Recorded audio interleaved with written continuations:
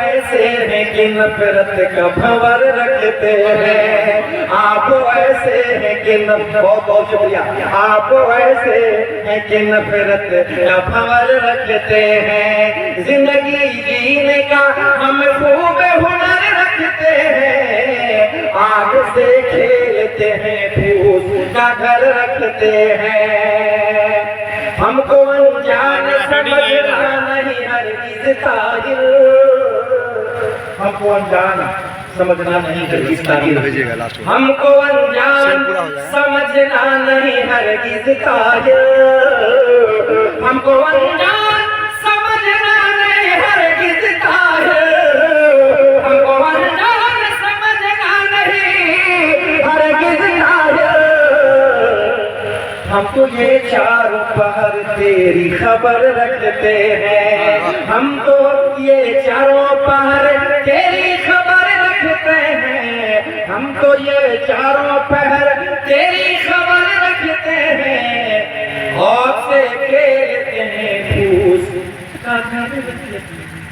غرض سے آیا کہ آج جو سماج میں اور خاص طور پر اس کمیونٹی کے مسائل ہیں ان پر گفتگو کی جائے،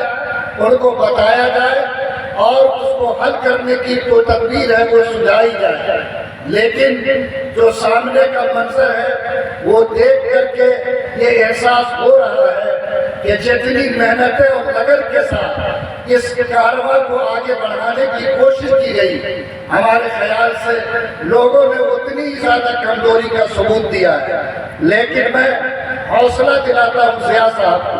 بسم العارفی صاحب کو، کہ ہم اکیلے ہی چلے تھے جانب منزل مگر لوگ ساتھ آتے گئے اور کارواں بنتا گیا، پہلی آواز ایسے ہی ہوتی ہے، لیکن جب مریض کو مرض کا احساس دلا دیا جاتا ہے اور جب قوم حالات کی چکی میں پس کر اپنے آپ کو مشکلات کے دہانے پہ کھڑی ہوتی ہے، پھر اس کو احساس ہوتا ہے کہ کسی جگانے والے نے مجھ کو جگانے کی کوشش کی تھی، کاش ہم وقت پر جاگ جاتے تو اتنے بھیانک انجام۔ اندھیرا لاٹھی سے دور نہیں ہوتا، اندھیرا گائل کے بیچ رہیں، مسائل کو سمجھیں، لیکن ذمہ داری یہ ہے کہ مسائل کو حل کرنے کی آپ کوشش کریں۔ آپ کو مسائل کے تعلق سے بہت سارے لوگ آپ کو بتائیں گے، لیکن میں جو بات آپ سب سے کہنا چاہتا ہوں، ذرا آپ لوگ دھیان دیتے تو میں اپنی بات کہہ لیتا، مجھے بھی آپ کی طرح جلدی ہے۔ آپ سے جو بات کہنی ہے وہ یہ کہ آپ مسائل کے اندر ضرور جی رہے ہیں، لیکن مسائل کے حل کے لیے اپنی قوت، اپنی طاقت، اپنی سمجھ، اپنی صلاحیت کو آگے بڑھائیے۔ یاد رکھیے، کوئی بھی کمزور مجبور انسان جب اپنے حق کا سوال اٹھاتا ہے تو لوگ اس کو ایک فقیر کی نظر سے دیکھتے ہیں، اور ایک فقیر انسان ایک مجبور اور لاچار قوم کی جھولی میں دنیا سکے تو ڈالتی ہے لیکن عزت کبھی نہیں ڈالتی ہے۔ اگر آپ یہ چاہتے ہیں کہ سرکار کے مسائل کے حل کرنے سے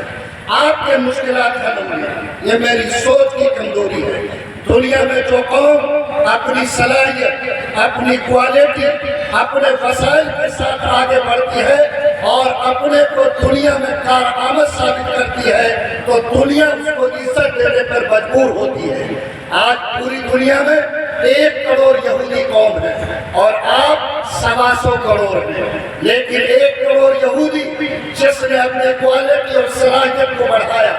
اور اپنے آپ کو اتنا طاقتور اور مضبوط بنایا کہ آج 1.25 کروڑ قوم اس کے سامنے بولی بنی ہوئی ہے۔ آج امریکہ کا فیصلہ بھی اس کے اشارے کے بغیر نہیں ہوتا، اور اتنی اس قوم نے اپنے آپ کو مضبوط کیا کہ آج دنیا میں اگر 100 نوبل پرائز بڑھتے ہیں تو 70 نوبل پرائز یہودی قوم حاصل کرتی ہے۔ اس کوالٹی کے ساتھ جو قوم کھڑی ہو، بات سمجھیں کہ اس سے بڑے بڑے حالات جن قوموں پر آئے،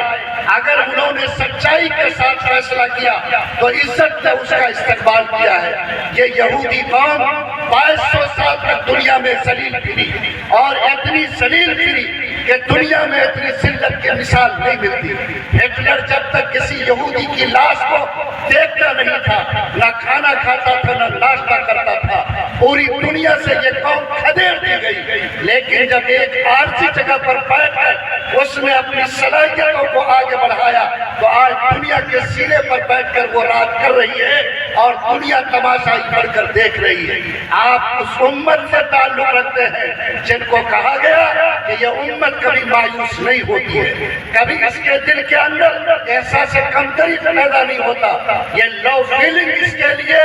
موت کے برابر ہے اور یہ آپ کے ایمان کے منافی ہے۔ اس لیے جو لوگ یہاں جمع ہیں،